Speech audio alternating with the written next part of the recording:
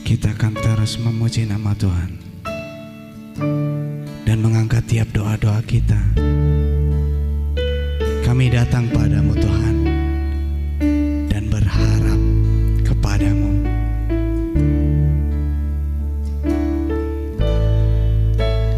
Ya Tuhan, ku dengar suara-Mu di kalbu. Terimalah darah Kalvari, penghapus dosamu. Ku hina dan lemah, namun ku tak gentar. Tuhanku Maha Kuasa, membasuh yang cemar. Ku datang Tuhan, datang padamu. Oh, patutkan diriku menghadap padamu. Suara-Mu ku dengar, penuhkan kasih-Mu di dunia dan di surga pun, tetaplah dalamku.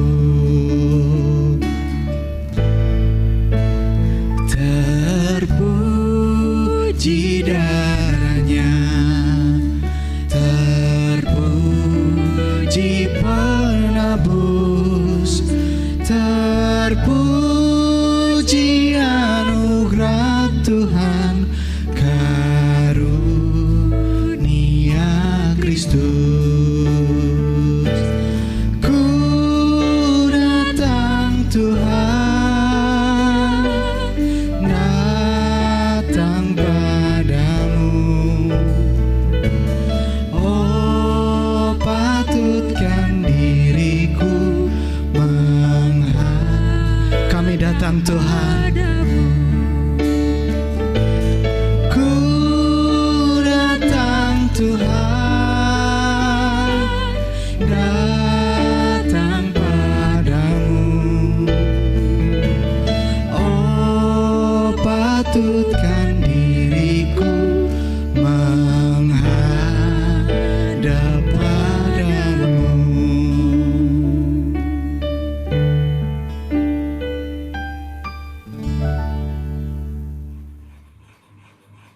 Shalom Bapak Ibu Saudara yang dikasihi Tuhan.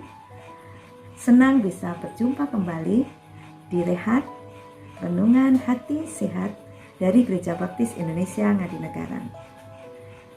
Kali ini mengambil tema kerjakan iman kita dengan taat dan setia. Ibrani 11 ayat 1 sampai dengan 40. Tetapi kita tidak akan baca semua. Kita bisa melihat dari ayat ke ayat, dari pasal yang keempat sampai dengan yang ke-37, yang memberitahukan, yang menceritakan, atau lebih tepatnya adalah kesaksian-kesaksian iman tokoh-tokoh dalam Alkitab. Namun sebelumnya kita berdoa terlebih dahulu. Mari kita berdoa. Tuhan Yesus, kami siap untuk belajar akan kebenaran firman-Mu, dan kami mau merenungkan dan kami mau belajar akan tokoh-tokoh iman di dalam Alkitab. Urapi kami, berkati kami, beri pengertian-pengertian kepada kami supaya kami bisa mengerti apa yang Tuhan mau di dalam kehidupan kami. Kami siap Tuhan Yesus, di dalam nama-Mu kami berdoa dan mengucap syukur. Amin. Ya. Kita lihat satu persatu tokoh dan pengalaman imannya. Namun sebelum itu kita akan diingatkan kembali arti iman. Arti iman itu sendiri yaitu di ayat yang 1 ya, ayat yang ke-1, iman adalah dasar dari segala sesuatu yang kita harapkan dan bukti dari segala sesuatu yang tidak kita lihat. Sekali lagi saya akan bacakan, iman adalah dasar dari segala sesuatu dan yang kita harapkan dan bukti dari segala sesuatu yang tidak kita lihat. Kita melihat daftar tokoh-tokoh dalam Alkitab dengan imannya. Mari kita lihat Habel.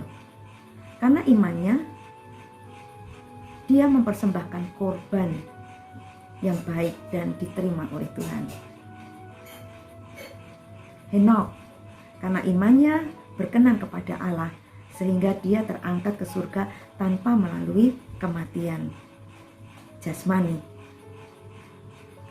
Nuh, karena imannya patuh untuk mempersiapkan bahtera walaupun kondisi dan situasi tidak mendukung. Tetapi Nuh taat akan perintah Tuhan. Abraham, karena imannya taat untuk pergi ke tempat yang Tuhan janjikan walaupun belum tahu tempat yang dijanjikan itu. Karena imannya, Abraham juga dicobai untuk mengorbankan Ishak anaknya yang sudah lama ditunggu-tunggu akan kehadirannya.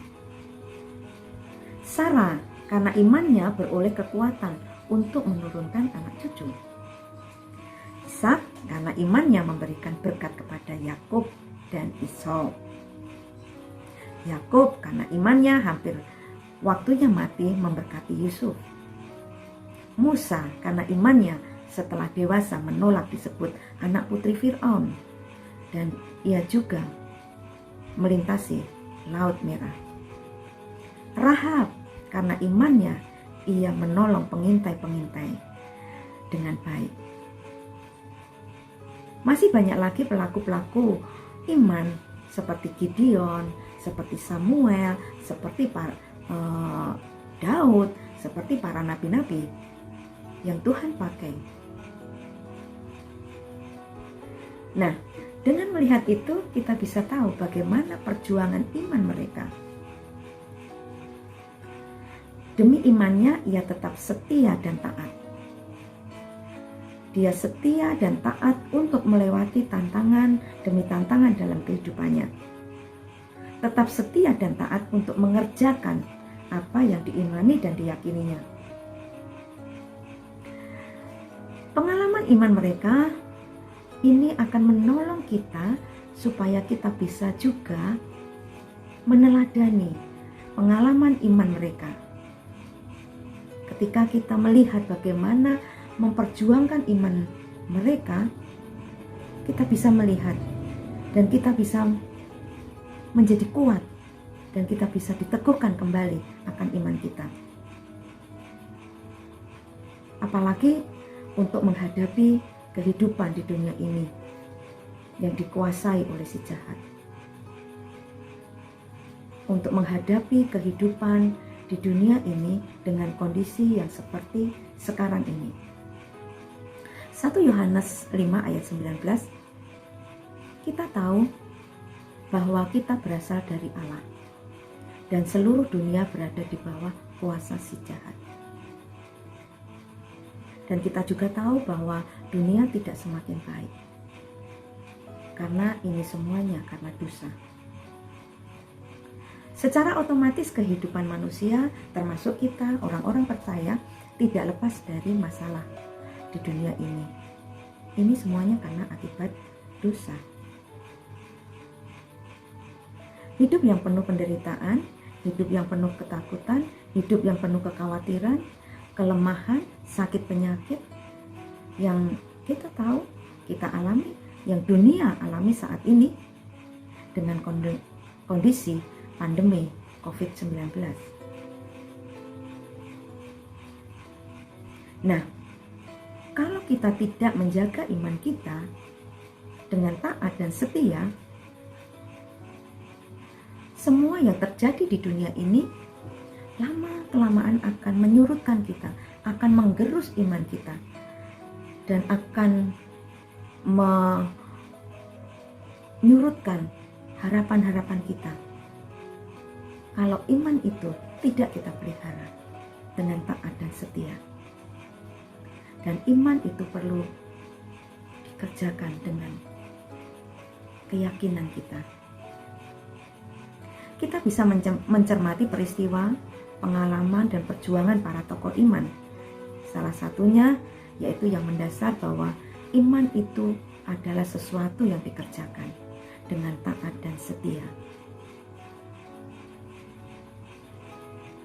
Dan kita percaya bahwa Tuhan tidak akan membiarkan kita sendiri untuk melewati peristiwa-peristiwa, pengalaman-pengalaman yang akan kita lewati di hari-hari mendatang.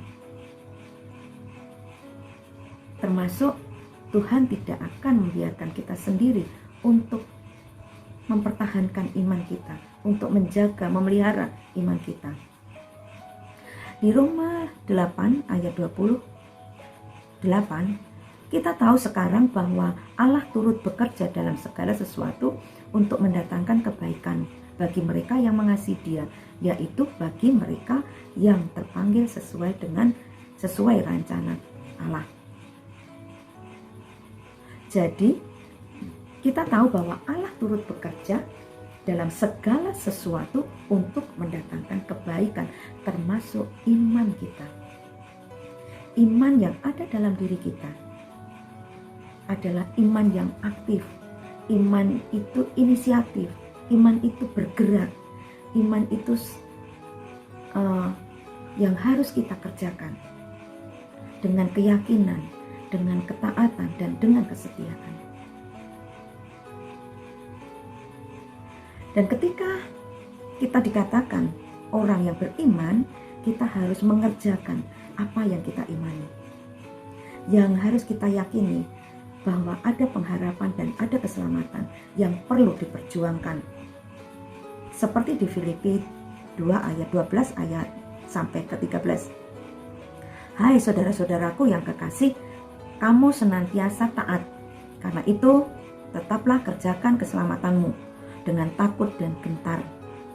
Bukan saja seperti waktu aku masih hadir, tetapi terlebih pula sekarang waktu aku tidak hadir.